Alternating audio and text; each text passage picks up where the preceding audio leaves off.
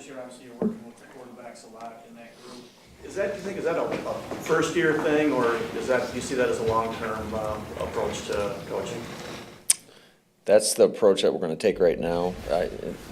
It's hard for me to think too far in advance, but I just think that's what's the most beneficial at this stage.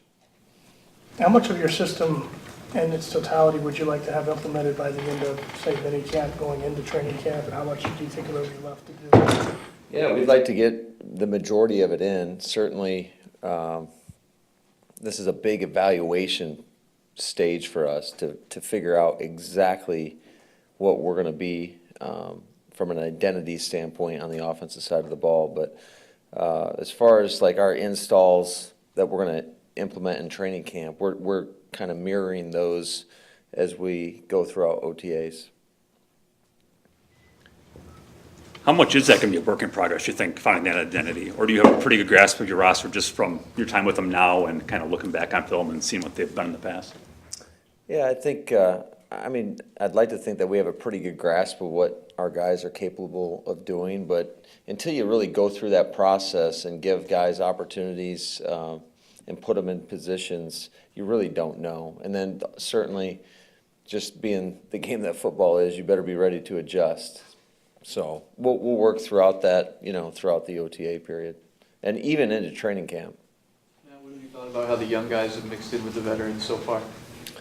They've done a nice job. It's more or less, again, this was our second practice. Had really one shot to evaluate that yesterday without watching the tape today. But I was pretty impressed with how they, went about the phase 2 version of the workouts last week. And, I can tell you this, we got a bunch of good guys that are willing to work. Matt, how is that relationship with Aaron Rodgers going in building that throughout this offseason program? I think it's going great, man. He's fun to be around. You can see how much fun he has out on that field. But we've had a lot of good conversations, and I think we're growing together. And the more time that we can spend together, I think we'll have a better feel for each other. But certainly, it's been a lot of fun up to this point. In years past, some of the older veterans, I think it was 6 years or so was the cutoff, and they wouldn't have to show up for the mini camp. How are you going to handle the rest of these OTAs and then mini camp with veteran players?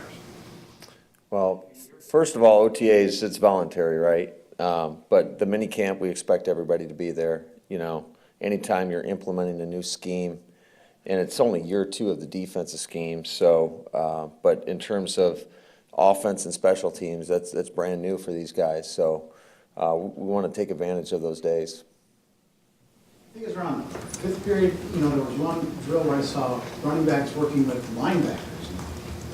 Is that an emphasis where sometimes, not just all individual positions, but matching positions like that to work on certain drills? Yeah, it's just whatever that emphasis is for the day. And we just want guys competing to get better at every moment and really are intentional about the drills that we're doing, how they relate to the game, and just, again, it really comes down to competition and striving to get better.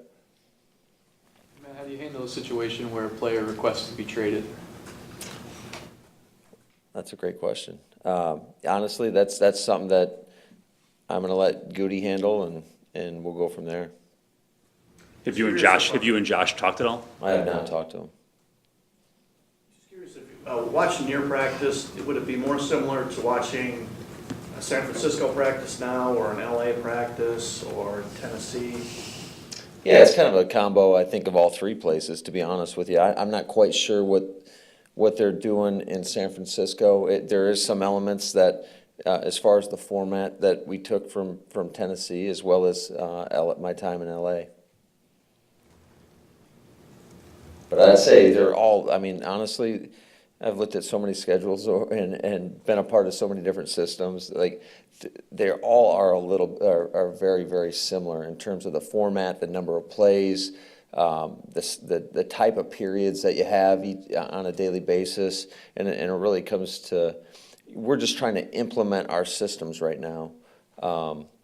And as we progress, then some of those periods will be, situational, whether it's red zone, 2-minute, or whatever that emphasis is. But right now, early on in this process, it's more or less primarily first and second down. Today, we implemented a little bit of third down, but, we're just trying to get the bulk of our systems installed. Do you have a certain number of snaps, team snaps you want to get in the off season, or is that really fluid, or? Yeah, it's pretty fluid. I think a lot of it depends on the depth that you have out there and at certain positions, and certainly you don't want to wear these guys out, but you want to get the good work in too. So we're going to rely on some of the the GPS data, and I'm certainly going to listen to Flea and Gizzy and get their input in terms of getting quality work, but not overdoing it. Because the tendency is, shoot, I wish we could be out there all day and get 100 reps, but that's not realistic. Hey, Matt, just to clarify on Josh Jones, has he requested a trade? And you said that you expect everyone to be here for mandatory minicamp. How would you handle it if he wasn't here for that? Yeah, that's, right now, I'm just going to focus on the guys that are here. I guess we'll cross that bridge when it comes. But that's something that, I know Goody has a good handle on that situation. Going back to the process, having installed in Atlanta, LA, Tennessee, and now here, are there certain mileposts you want to hit during OTAs? And are there also maybe points where you remember there being some stumbling blocks of, amount of plays or whatever else that you want to use your experience to make it smoother here? Yeah, I think every team's a little bit different in terms of how fast guys pick things up. I will say this, just, being directly involved on the offensive side, I've been pretty impressed and pretty pleased with how fast our guys have been able to digest this information and go out there and compete and know what to do so they can go play fast and physical. And I think our guys have done a good job. They've been locked in. And, we're just going to keep trying to give them as much as they can handle. And, at some point, certainly, I think everywhere I've been, there's been a point in time where it's just, that you got to pull back at certain points. 2 days into the install, I haven't felt that yet. Can you get a sense from the question, like I was watching Bakhtiari with the line, and you could see him asking Stavich a bunch of questions. Are you able to tell how much progress you're making by kind of the way the questions maybe go from being maybe basic to being a little more advanced from your players? Absolutely, yeah. And like I said, I think we got a smart group of guys that ask some pretty detailed questions.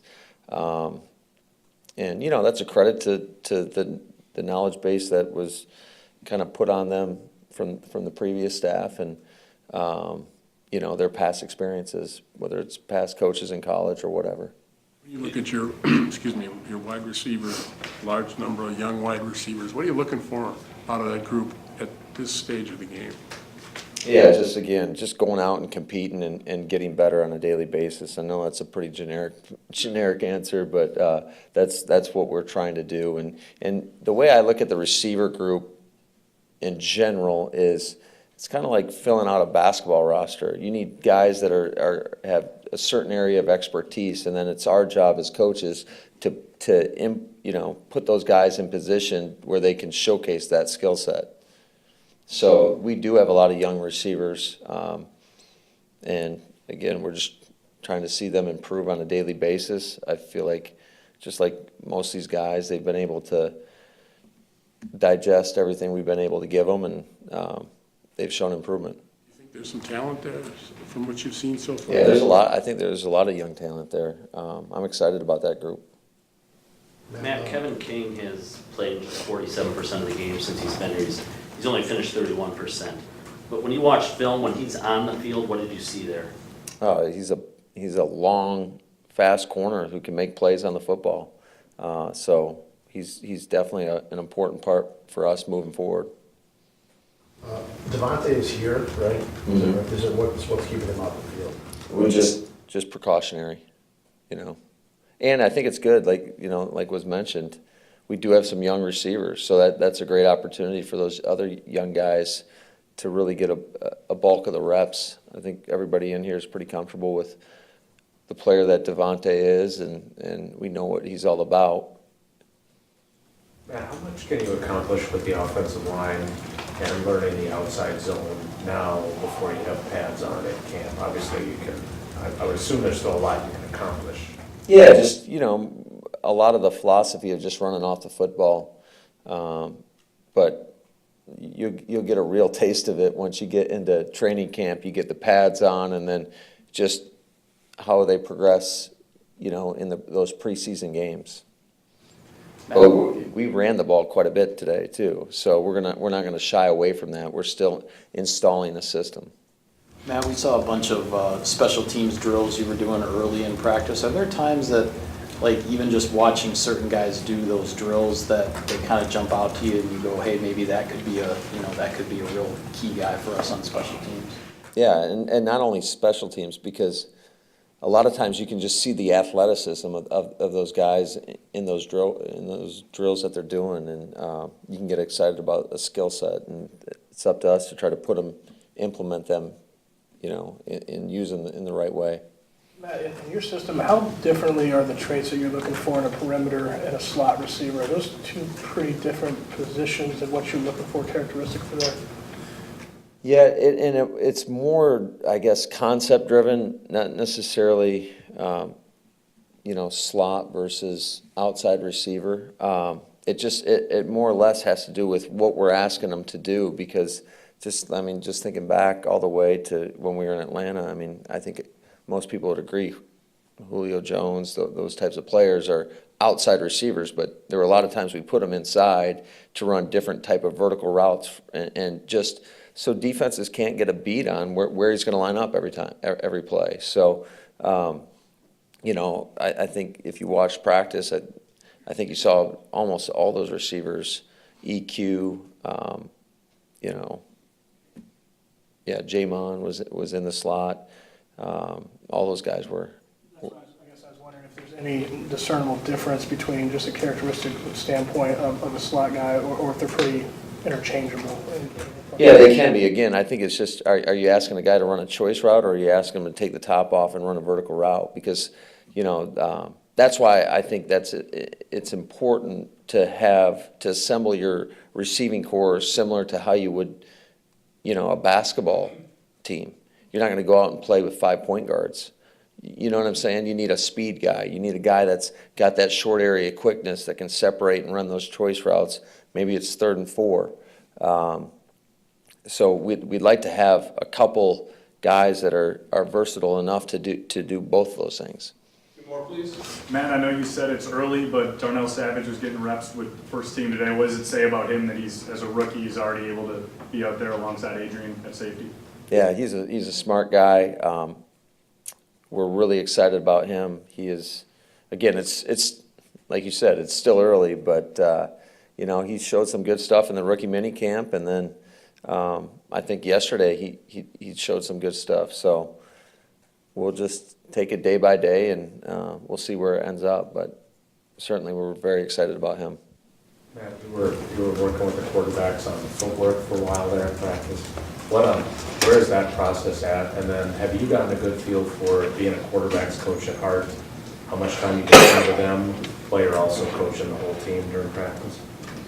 Yeah, I think it's going to be a balancing act. But I think the foundation of quarterback play starts with his feet. And so, and it's fun to be over there and pick Aaron's brain a little bit and see what he likes. And I think what's so cool is we are in alignment on everything we've talked about. So it's cool to hear him coach up the younger guys too. So now it's just kind of a back and forth dialogue, and it's been a lot of fun. Is there different footwork though that he hasn't done for all his years of experience? Do you have different things that he's never done before in your? Not to this point so much.